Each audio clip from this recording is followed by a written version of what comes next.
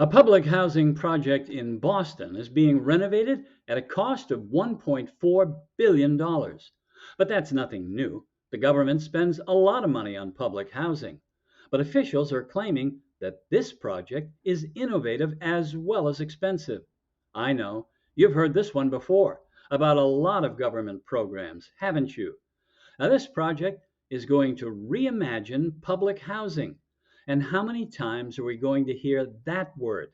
It seems like government is reimagining everything these days. But nothing really changes, does it? Everything they do is always way more expensive than anything the private sector builds. And it doesn't last very long either. And once the project is finished, it hardly ever does what it's supposed to do.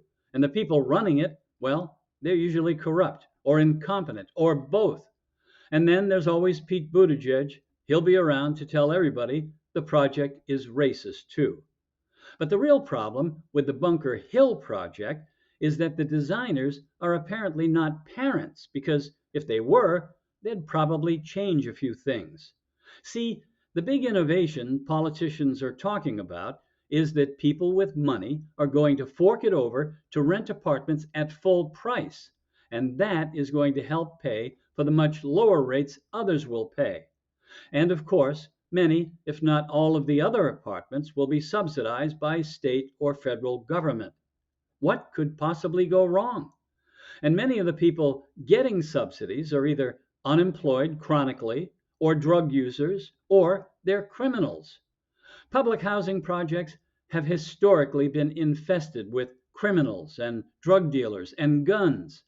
For years, projects like Cabrini Green in Chicago and the Marcy projects in Brooklyn, New York, have been notorious for their high crime rates.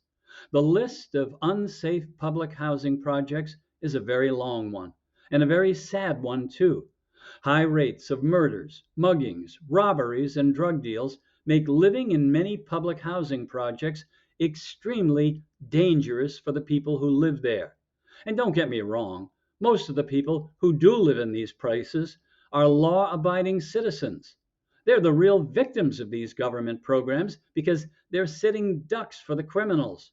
They live with them in the same place. So fighting back against them is out of the question because they are unarmed, but the crooks aren't.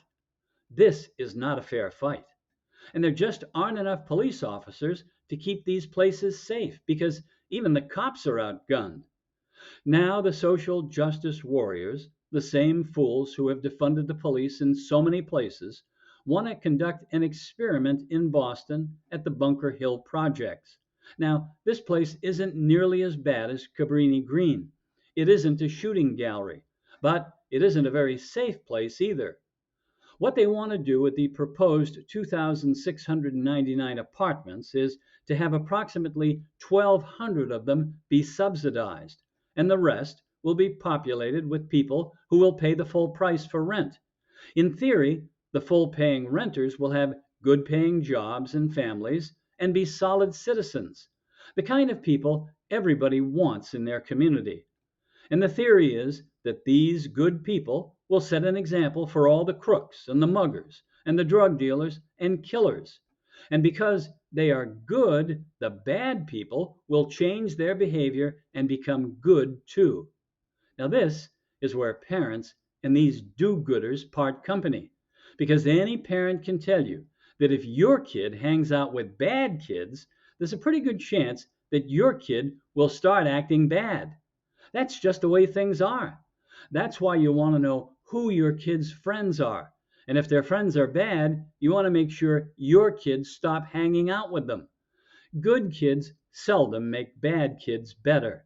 It's usually the other way around. Parents know this, and that's why they know this little social experiment is probably going to fail. Now, the people who are really excited about this $1.4 billion taxpayer funded, soon to be failed social experiment are the criminals. They probably can't stop laughing. Think about it.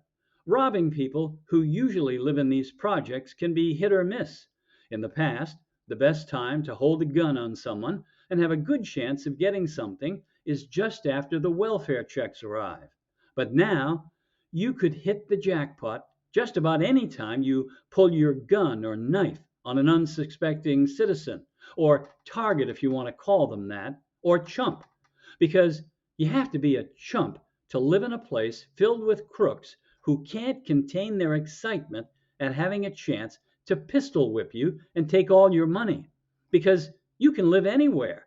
So why would you ever choose to live in a place where you have a target on your back? And they're also building a lot of retail space around this project too, like restaurants and flower shops. Now, that's so your friends and relatives can buy flowers for your funeral and eat at a nice restaurant after they bury you. I can guarantee one thing: there won't be many conservatives, or any conservatives, paying top dollar to live in this dangerous social experiment.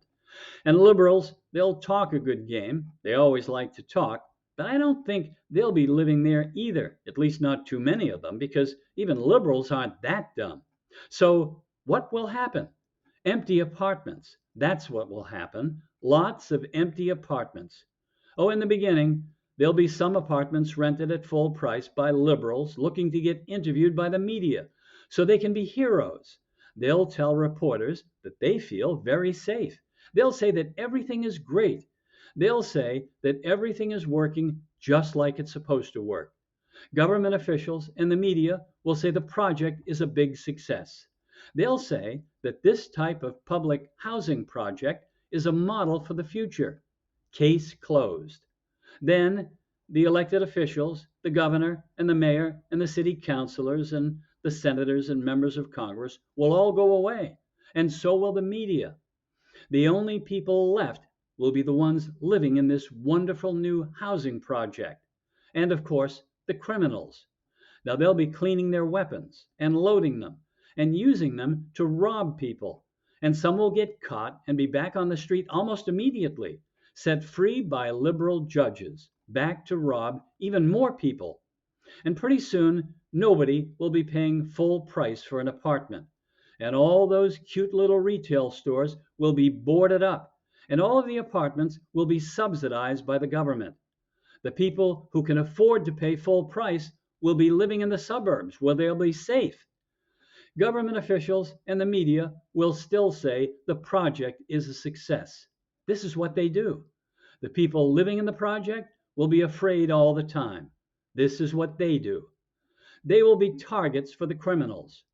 Nothing ever changes for the poor people, does it?